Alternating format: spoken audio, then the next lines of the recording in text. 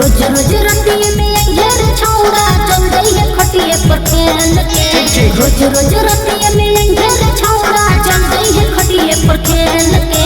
बिना लगैले बिना लगैले तेल के मार देबो छोड़ी के रेल के।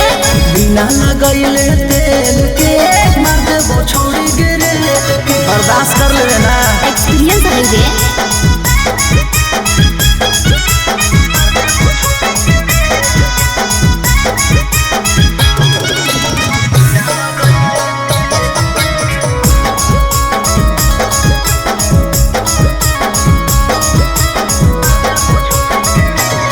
बड़ी दहरत करतै रे की मोले परतै रे।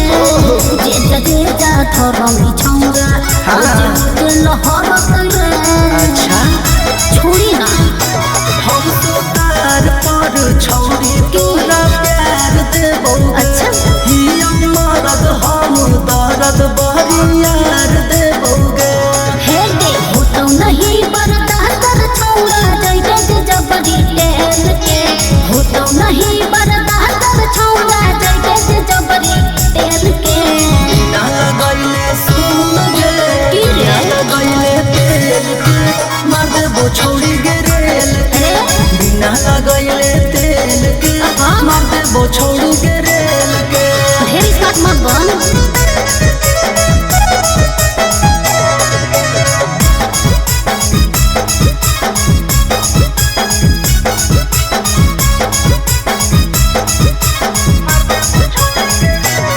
मान नहीं से करबै रे जब से चढ़बै रे।